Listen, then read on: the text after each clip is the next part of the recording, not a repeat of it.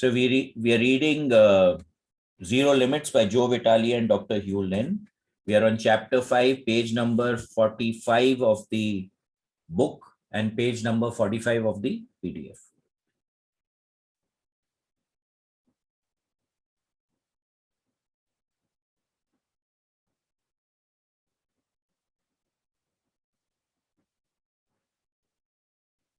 Shimangla, you're on.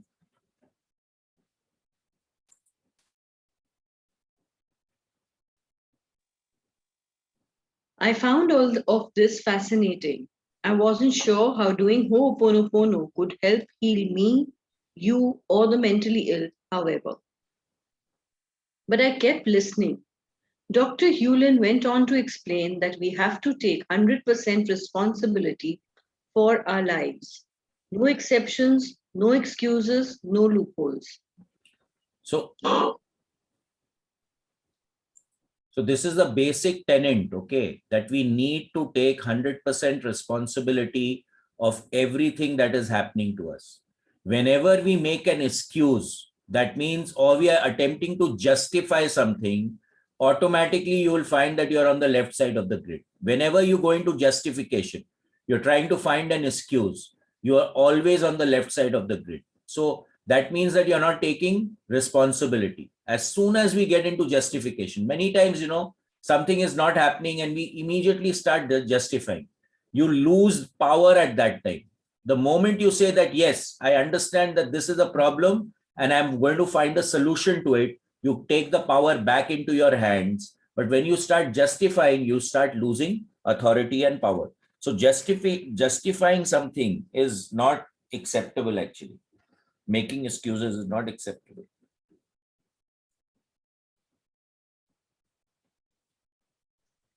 Can you imagine if we all knew we are 100% responsible? He asked. I made a deal with myself 10 years ago that I would treat myself to hot fudge sundae, so huge it would make me sick. If I could get through the day without having some judgment of someone. I've never been able to do it. I notice I catch myself more often, but I never get through a day. So what does this mean? Right now we are constantly judging people also, and forget other people. We are constantly judging ourselves. So the more we understand that today making a judgment is also making an assumption. So what we did in the 4 agreements, number 1 was be impeccable with your word. Now, if you're not impeccable with your word, that means you're not taking responsibility. Number 2, do not make assumptions.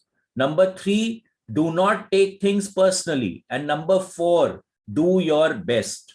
Right? Now, whenever we are making a judgment, we are making an assumption because you really don't know what is happening behind the scenes with the person against whom or for whom we are actually making a judgment. So we must be aware, instead of judging people, we need to accept that, okay, this is it. Now, what do I do in this situation? Rather than making a judgment of another person.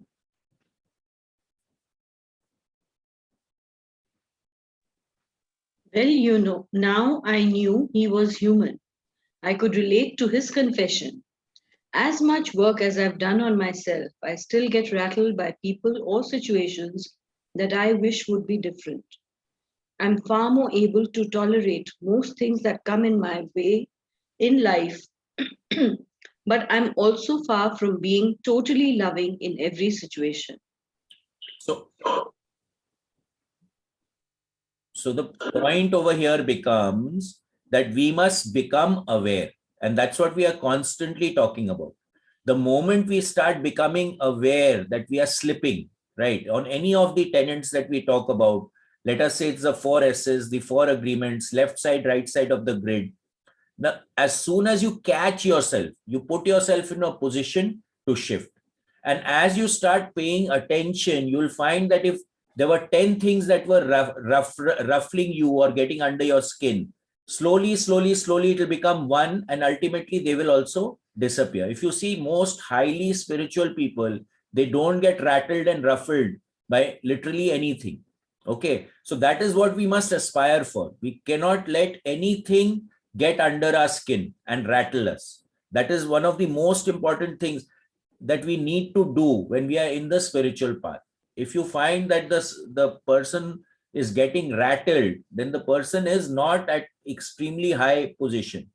Personally, I keep getting rattled for a lot of things, let me tell you. But yeah, it is coming down slowly. A lot of the stuff which used to rattle me previously doesn't rattle me anymore. And that is the game that we need to play with ourselves.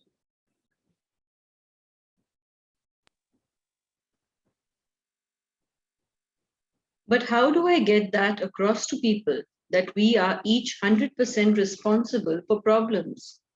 He asked. If you want to solve a problem, work on yourself. If the problem is with another person, for example, just ask yourself, what's going on in me that's causing this person to bug me? People only show up in your life to bug you. If you know that, you can elevate any situation. How? It's simple. I'm sorry for whatever's going on. Please forgive me. So what is the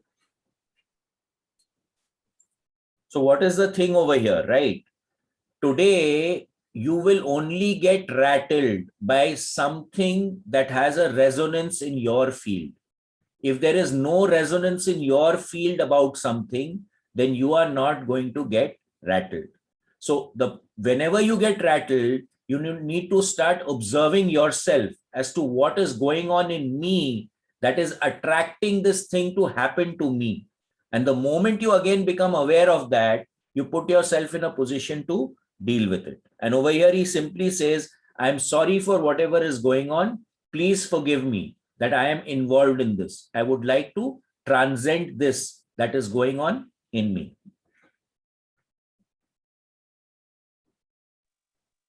He went on to explain that if you are a massage therapist or chiropractor and someone comes to you with back pain, the question to ask is, what's going on inside of me that shows up as this person's back pain? This is a head spinning new way of looking at life itself. It probably explains in part how Dr. Hewlin was able to heal all those mentally ill criminals. He didn't work on them, he worked on himself. So this is a beautiful thing that he's saying, that today any therapist, if they twin with the body system of the person who they are attempting to heal, they can actually feel the issue in their own system. And when they feel it in their own system, they can actually manage it in their own system. And by managing it in their own system, they handle it in the other person also. Why? Because a resonant field gets created between the client and the practitioner. So what he is saying here, he didn't work on them, he worked on himself.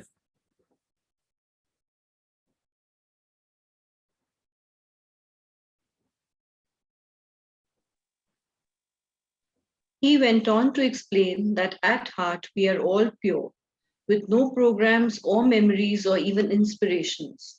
That's the zero state. There are zero limits there. But as we live, we catch programs and memories, much like some people catch a cold. We aren't bad when we catch a cold, but we have to do whatever it takes to clean it. Programs are the same. We catch them. When we see a program in another, we have it too. The way out is to clean. So this is very much like the movie Matrix. I don't know how many of you all seen it, but they could actually just upload any program that they wanted uploaded. Okay. And those guys who used to monitor the entire thing, that guy became like a virus inside the matrix and he started multiplying, right? So like that, whenever we associate with anything, something needs to rub off on us, something rubs off on us, and then we start going into that pattern. So the most important thing, according to me, whatever I'm seeing in all the processes we are doing, is that we need to start becoming observant of patterns. If the pattern is there and it is not serving you, we have to put processes in place to transcend it. So what is he saying over here? if we catch the cold, which is like a pattern, we need to do what we need to do to transcend the pattern. So clear the cold away. Dr. Hewlin said, there is a way out of problems and disease for any individual willing to be 100% responsible for creating his or her life the way it is moment to moment.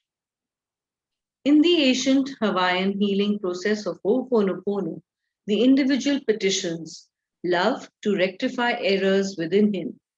You say, I am sorry, please forgive me for whatever is going on inside of me that manifests as the problem. Love's responsibility then is to transmute the errors within him that manifest as the problem. He added, So what is he saying over here? Very clearly, he is connecting with that energy. He is connecting with that frequency of love. And once you connect with a higher frequency, the lower frequency automatically starts to disappear. So we are petitioning the divine. We are petitioning the love energy to rectify any issues that we may be carrying. So it is said that love transcends all. Okay, so we have the concept in the Dr. Hawkins method of love and above. So when you are operating in love, which is at 500 in that scale, automatically most of the issues automatically start getting transcended.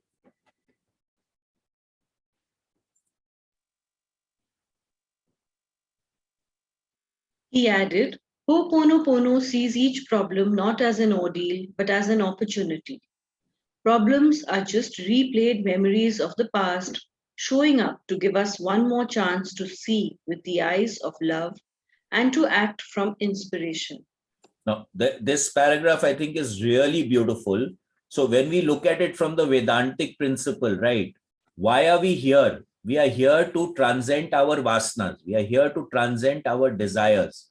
So as soon as we have an ordeal or something is happening to us, it is happening because of our desires and because of our vasanas, right? Now, whenever the problem comes into our life, if we treat it as an opportunity, that this is giving me an opportunity to transcend this and to convert what is happening to me and to aspire to a higher state of consciousness or level of consciousness, then that becomes an opportunity. It no longer remains a threat. So you have converted from the left side of the grid where you perceive it as a problem or a threat into an opportunity, which is at the right side of the grid, and then manifestation can start taking place. So we can transcend the issue. If you treat a problem as a problem, then it pulls you down. If you treat a problem as an opportunity, it pushes you up.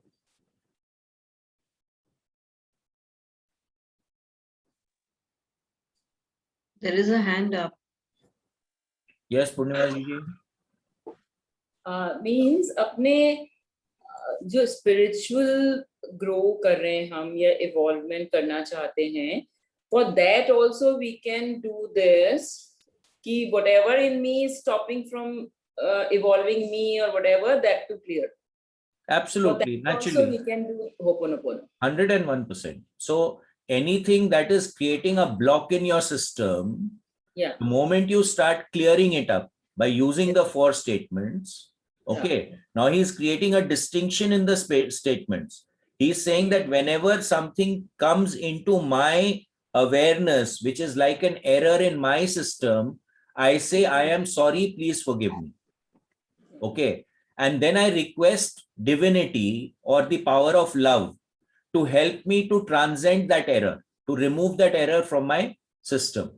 And naturally, once divinity removes it from my system, I operate out of gratitude and I say thank you.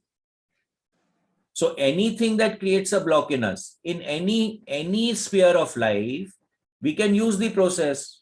I mean, that it's the same process that you would use in anything. Suppose you made a mistake, right? Suppose you were supposed to do a task and you made a mistake. Now, what will you do? Please forgive me, I'm sorry.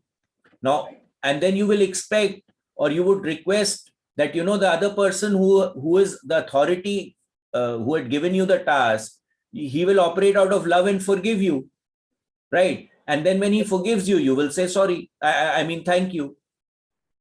So it's the same process, na? We are कोई doing भी it. अपने task करें, any task that we are doing, the same process will apply for anything. Here we are just saying that something occurs inside us, or it is an occurrence in our conscious awareness, and we are cleaning it within ourselves. But this same process is applicable everywhere in life. Right.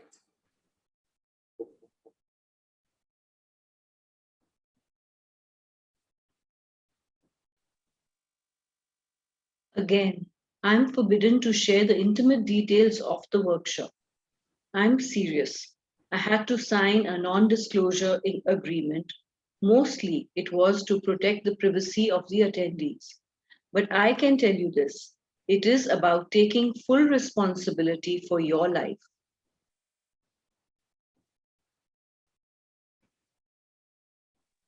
I know you've heard that before, so have I, but you've never taken it to the all-encompassing extent taught in the workshop. Complete responsibility means accepting it all, even the people who enter your life and their problems, because their problems are your problems. They are in your life, and if you take full responsibility for your life, then you have to take full responsibility for what they are experiencing too. Reread that, I dare you. So what is he implying over here very clearly? That anything that comes into your life, you are responsible for. If someone is coming into your awareness and they have a problem, that means it becomes your problem.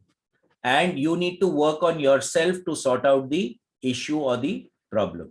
The moment you sort out the issue or problem in yourself, because you're taking 100% responsibility for it, the problem in the other person will also get sorted out. Okay, he's repeating it over and over and over again, that we need to take complete responsibility for anything that happens to us.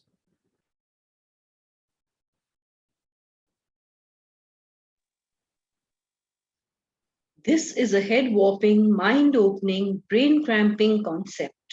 To live it is to transform your life as never before. But to even grasp the idea of 100% responsibility is beyond what most of us are ready to do, let alone accept. So this is extremely important here, right? The idea of 100% responsibility has the ability to transform your life. Now just close your eyes and put yourself into a scenario where you start taking 100% responsibility for anything that is happening to you.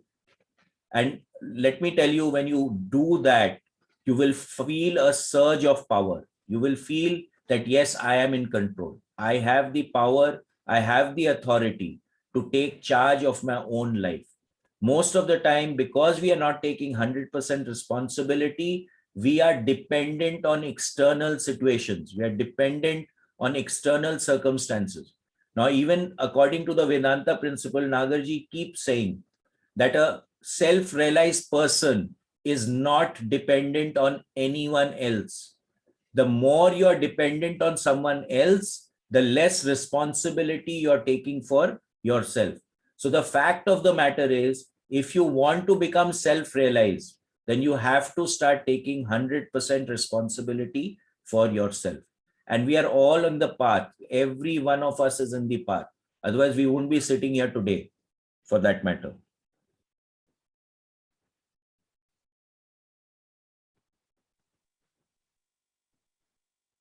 But once you accept it, the next question is how to transform yourself so the rest of the world changes too.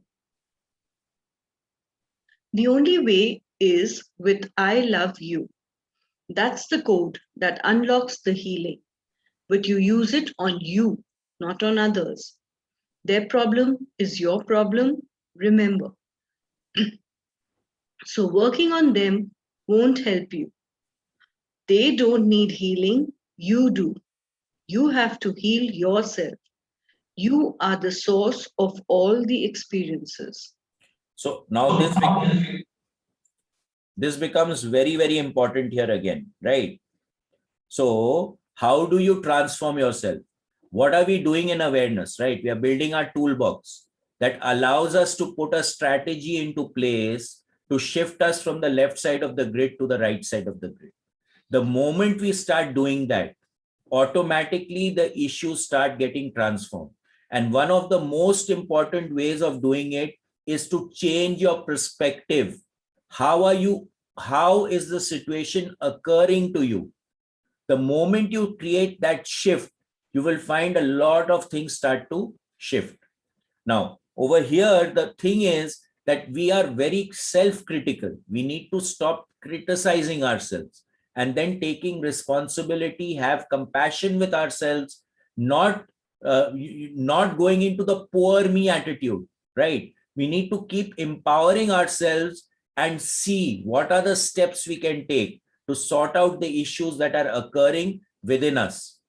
Basically, what is happening? Anything that is happening outside us, we are creating that because we create our reality. The moment you shift your internal reality, the external reality will also automatically shift.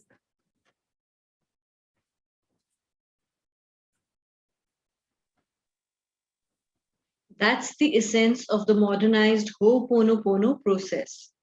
Go ahead and chew on that for a while. While you're doing so, I will just keep saying, I love you. One of the key points from this weekend workshop is that you are acting from either memory or inspiration.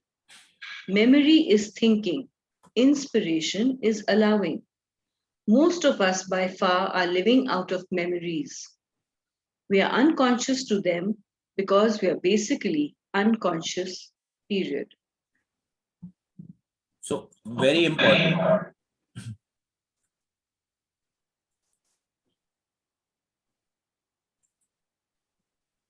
Shimangla, mute. It's not responding. Anyway. So, what is it?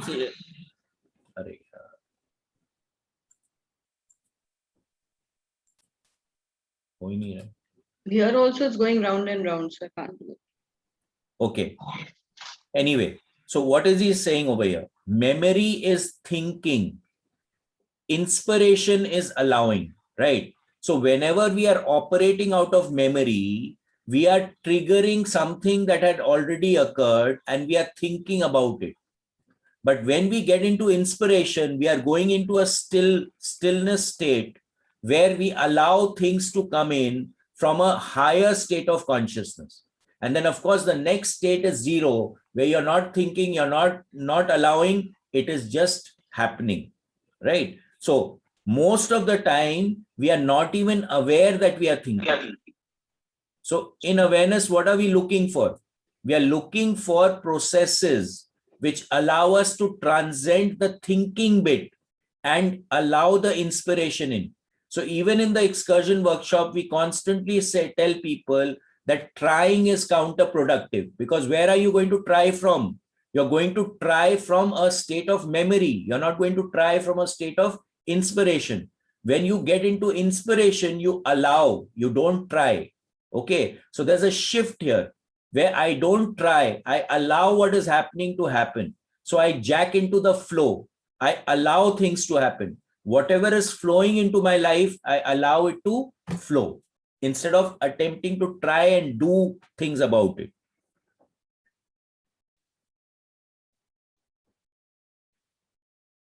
So Shimangla has clicked out.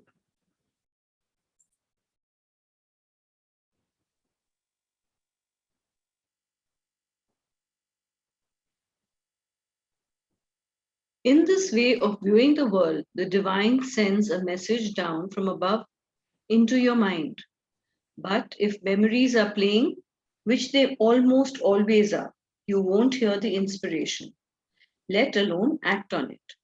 As a result, divinity doesn't get a word in. You're too busy with the noise going on in your head to hear it. So what is this implying again, right? Again, this is something that we constantly tell people in the excursion workshop also. Once you get into those states of F10 and F12, your mind totally stills. So the monkey mind, the chatter which is constantly going on in your head closes down. It shuts down. And that is when in that stillness, that the inspiration can come. If there's too much going on in your head, then the inspiration cannot come. Now, when you look at your own minds, we are constantly thinking all the time, because that is how we have created our own identities. I am fat, I am thin, I am speaking well, I'm not speaking well, I'm looking good, I'm looking bad, I'm short, I'm tall, I'm fat, I'm thin, I'm black, I'm fair, I'm good, I'm bad. We constantly are judging. We are constantly, these thoughts are constantly going round and round. And only when the stillness comes, that the inspiration can come and has a chance to come. So shutting down the mental chatter is what the game is, what he's talking about here, so that the inspiration can start coming in. And I think the Monroe process is really an amazing and beautiful process for you to get there into that stillness very, very fast like that. I have not seen any other process do that. We've already conducted 99 workshops in this case, and of course, many more 6-day programs and the advanced excursions. In every workshop, we find that people get into a mind which is still, which I have not seen any other process be able to do that so effectively and so efficiently. So it allows the divinity to start coming in. That's where the inspiration starts to come.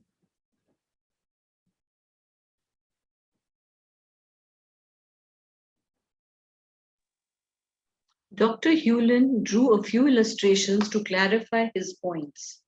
See the state of void diagram. One was a triangle. He said that was you, the individual. At the core, there is nothing but divinity. That's the zero state, where there are zero limits. From divinity, you will receive inspiration, and inspiration is from the divine. But a memory is a program in the collective unconscious of human mind. A program is like a belief, a programming that we share with others when we notice it in others. Our challenge is to clear all the programs so we are back at the zero state where inspiration can come. So, so now what is he meaning over here, right? Whatever reality, the so-called 3D reality that we are all experiencing, it is a consensual reality that all of us have created together. So humankind has created this consensual reality. That is why you can notice it in the other person, because it is a program which is running in you also.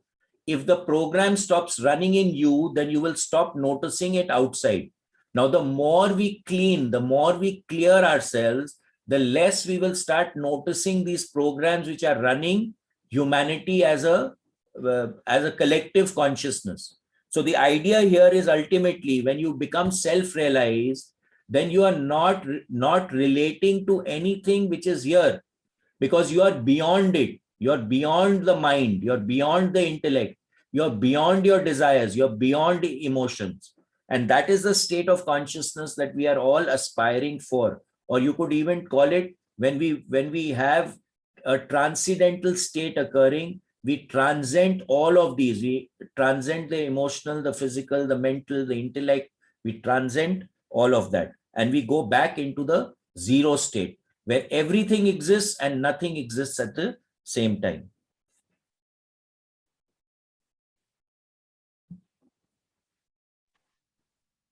There's a hand up. Yes, Alka? Bhaiya, I want to ask that as zero state, when we are in, we are doing meditation and all, then there is zero state. But in routine, when we are doing some work and all, the full time it's chatting in our mind, and how to handle that? Yeah, so then the first step is to start becoming aware that there's chatter in your mind. Yeah, as Isn't we are it? aware, yeah. Now, once you become aware of the chatter in the mind, you need to stop engaging the mind in following the chatter. So in the excursion workshop, we say, na, the thought will come because we actually create our reality because of our thoughts. We create our Yes. identity because of our thoughts. Now, Yes. it's very difficult to tell someone to stop thinking, because if we tell Yes. them to stop thinking, that means they will think to stop thinking, which is another thought, right? So the point is not engage the thought. So if a thought is coming, let the thought be, acknowledge the thought. Don't let it run to another thought. The gaps which form between the thoughts will slowly start to increase. And when that increase starts, that is when you go into that stillness, when there is no chatter in the mind. Are you understanding what I'm saying, Alka? Mm-hmm. एक thought दूसरा thought पे lead करता है, Mm-hmm. ठीक Okay. है? Yes. We have to be aware that this one thought is leading to the other thought.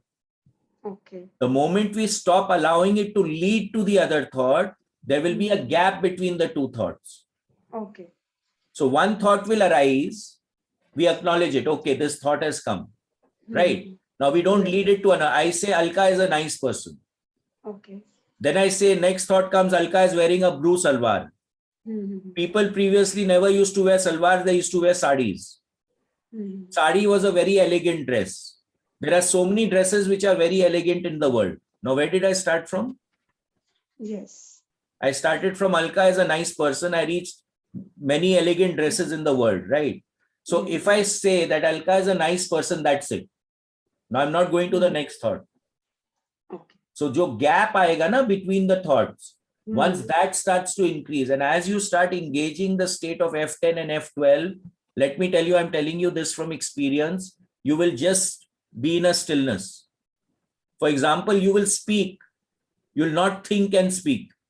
Most of the time, you will find you're thinking and speaking, Yes. Yes. right? When you go into that stillness, you will speak, you will not think and speak. बात समझ में आ रहा है what I'm saying? And the more attention you pay to this, the more easy it will become for you. So the idea is of attention, of becoming aware. That's all. Nothing more than that. So now, from now on, start paying attention. Are you leading the thoughts, or are you creating the gap between the thoughts? Okay? Observe it and it will happen. Thank you. Okay. Yes, Manisha?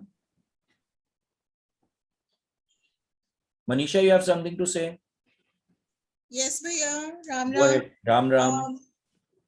Bhaiya, I wanted to ask that, like when I'm painting or when I'm doing my artwork, I have no other thoughts in my head Correct. apart from being engrossed in the work that I'm doing. We need to see you, Manisha.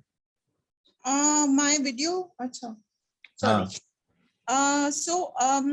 Can I call that state as a zero state for myself? Why not? So when you are really engrossed in any activity, maybe any activity, and you're totally focused in that activity, it will automatically take you into the zero state. Right. So Right. everything has a center, right?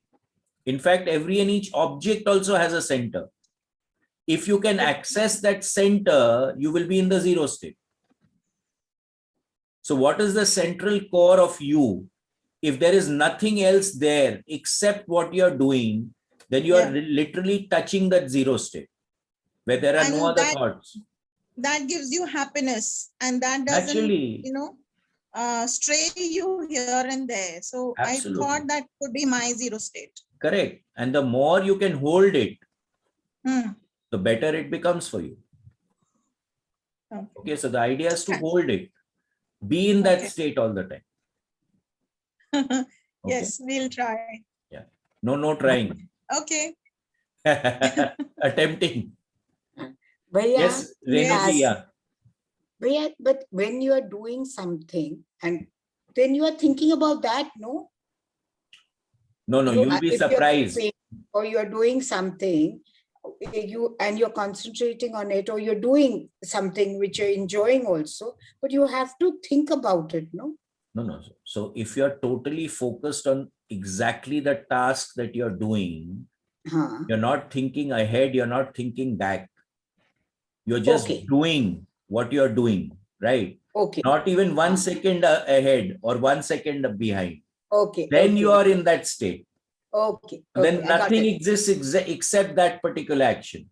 If in Okay. your mind you're thinking even 1 second, acha, next hum kya karega, you're out of the zero state. Like you think, oh, next I should use the red color. Then Exactly. you are not in So the then you're zero not in the zero But state. if you're using the blue color, then you're only thinking about the blue color. Exactly. And You're focused on that. And on when the that. time to get the red color comes, you'll automatically go and pick the red color. You're not going to think of picking up the red color. I've got it. You get that shift over here. So you're I've totally focused on what you're doing. That's it. Yeah. And then I- everything happens. You don't make it happen. Yeah. So it's in the now, Bhaiya. Oh, That it's- means to yeah. stay in the now. It's Exactly. to be in the now. Okay. So the idea is to be in the now. So we read this in the power of now also, right? If you are in the past or the future, then you're not in the now. Now the past and the future is even 1 second or 1 moment before and after also. Okay. It's the So now. normally we think that, a few days here and a few days there, but even 1 second here and there is in the past and the future. So the idea will be to be totally focused in the present. That's when you go into the zero. Thank you. Thank you, Bhaiya.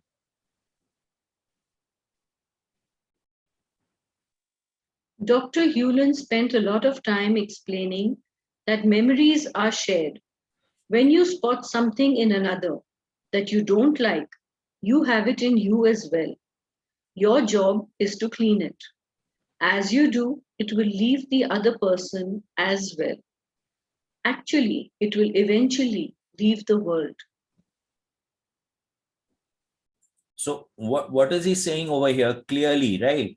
Again, he's saying all memories are shared memories. That means, again, coming back to consensual reality, all of us are creating this reality. So all of us are invested in this reality that we are experiencing.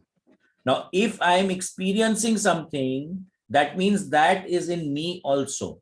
And as I clear myself, because my reality is dependent on my creation, if I clear it in my field, I will clear it in the field everywhere. Because of the resonance effect, and it will vanish from the earth ultimately.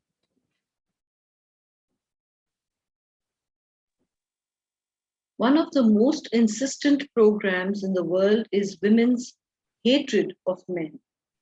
Dr. Hewlin announced, I keep cleaning and it is like pulling weeds in a giant field of weeds. Each weed is a leg of the program. There is a deep-seated hatred of men on the part of women. We must love it to let it go. So whenever we want to transcend something, it becomes very, very important to go into a higher state of consciousness. Now, Einstein also said, we keep repeating this, that the problem cannot be solved from the same state of consciousness in which it was created, right? So now, if the hatred of men from women, if you look at the consciousness chart, it is either from fear or it is from anger, okay, or it is from shame or guilt that women have, which has created the hatred towards the men. Unless we move to a higher state of consciousness, it is not going to get eradicated. So over here, he has a diagram over here where divinity is right at the top. The superconscious mind is the triangle. And then you have the conscious mind and the subconscious mind. So divinity puts down something, it comes into the superconscious mind, and then it comes into the conscious mind. But the subconscious is where the memories are existing. That also starts putting stuff into the conscious mind. So what are you going to be aware of? Are you going to be aware of the subconscious mind, or are you going to be aware of the messages coming from divinity? Are you open to inspiration, or are you operating from memory all the time? So basically this It's just a diagram that he has created over here.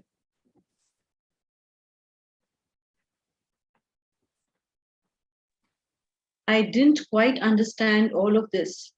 It seemed like yet another model or map of the world. Every psychologist, philosopher, and religion has one. I'm interested in this one because it appears it can help heal the entire planet. After all, if Dr. Hewlin can heal an entire ward of mentally ill criminals, what else is possible? But Dr. Hewlin pointed out that Ho'oponopono is not easy. It takes commitment. This is not a McDonald's approach to life, he said. This is not a fast food drive-up window where you instantly get your order. God is not an order taker. It takes constant focus on cleaning, cleaning, cleaning.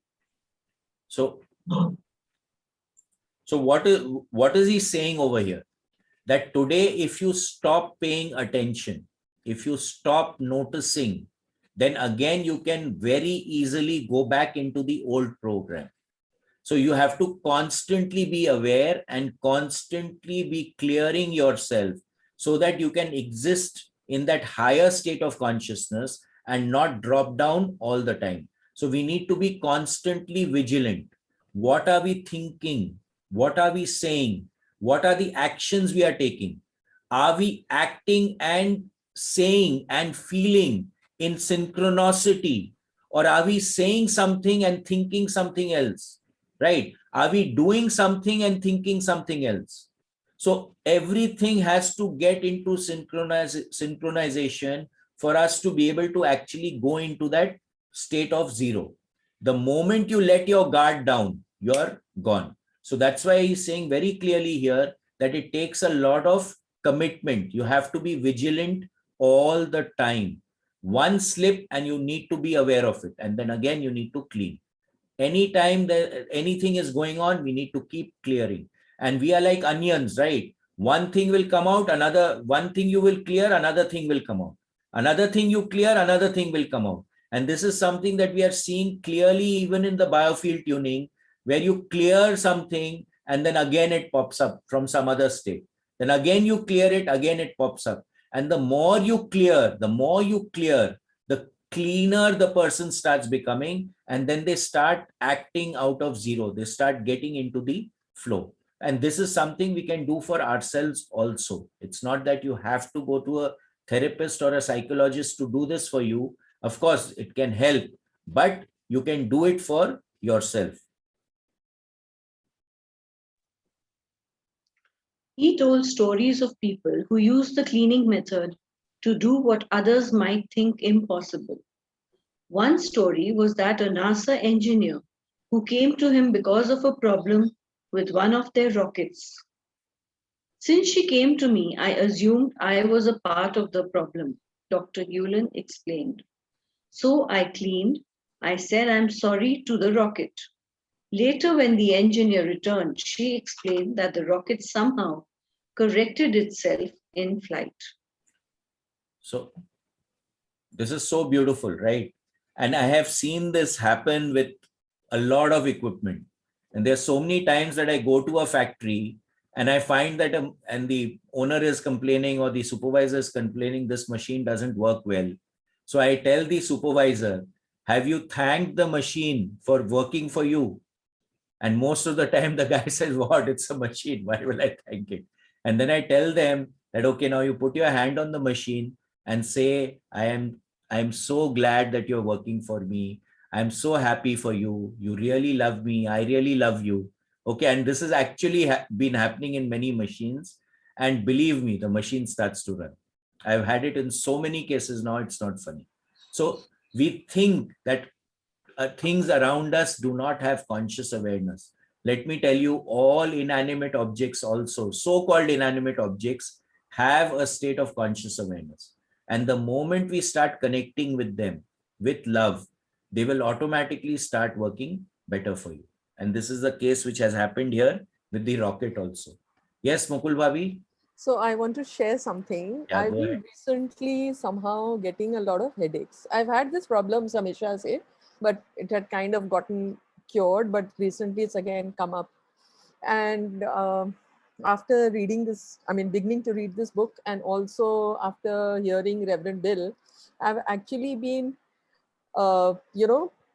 kind of saying, I mean, pressing my head, I mean, just keeping my hand actually and saying thank you to my head, to all the nerves, to all the muscles, for the head to work for me 24 hours without break, etc. All that. And I love you. And it goes away.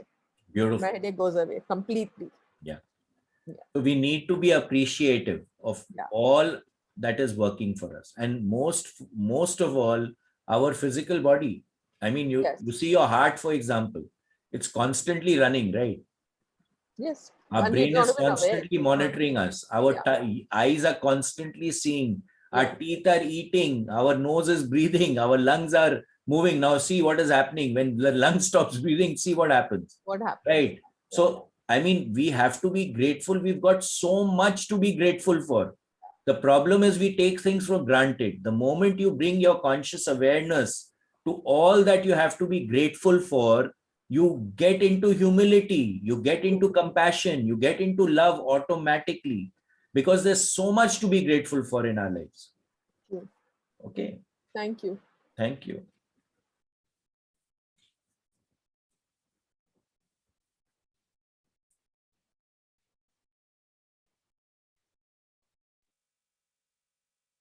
Did doing Ho'oponopono influence the rocket? Dr. Hewlin and the engineer think so.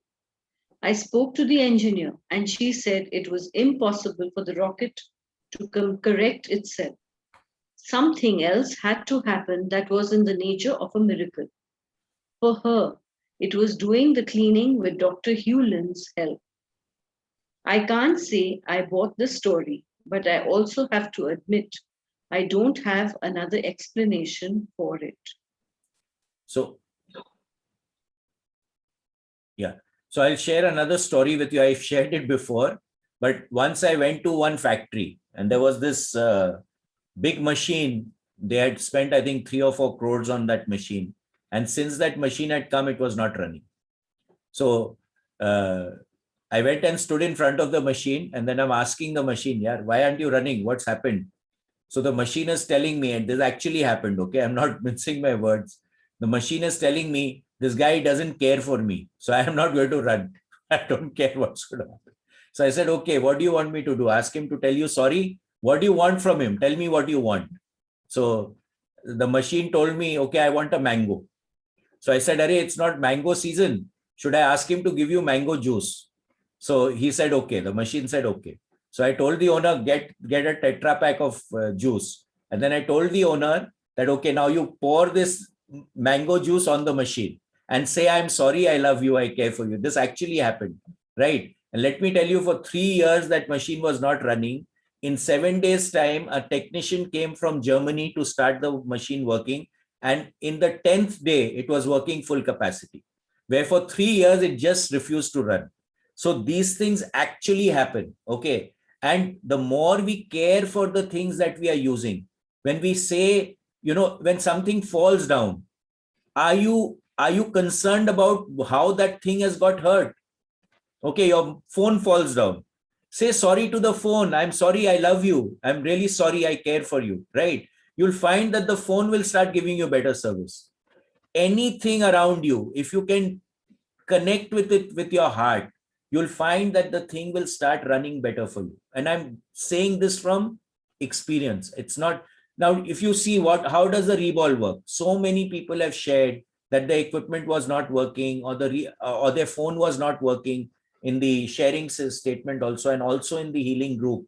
And you put a Rebol on it. Now what's a Rebol? You're going into an altered state of consciousness, and from there you're sending that love energy. You're saying win-win. May the best manifest. What is that? That is immediately connecting into that divinity, connecting into that love energy, which allows that flow to take place into that particular situation, into that particular person, into that particular thing, right? And it heals it. This is the game that we are constantly unknowingly playing, even while using the reball.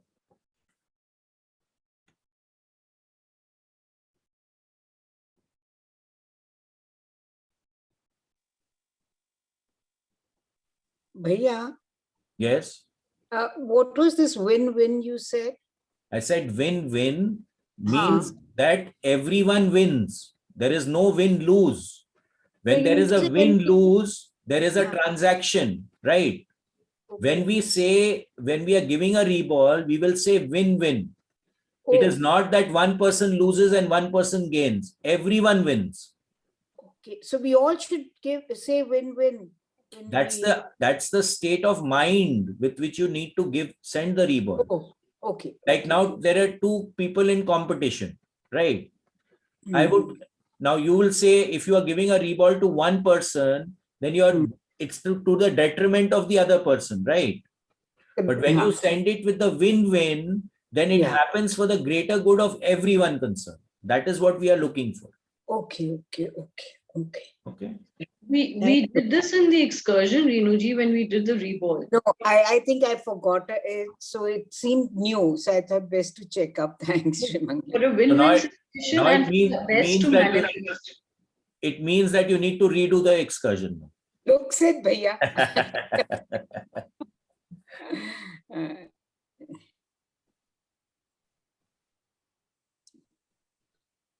One man came up to me during a break at the event and said, "There's a famous internet marketer who has the same name as you."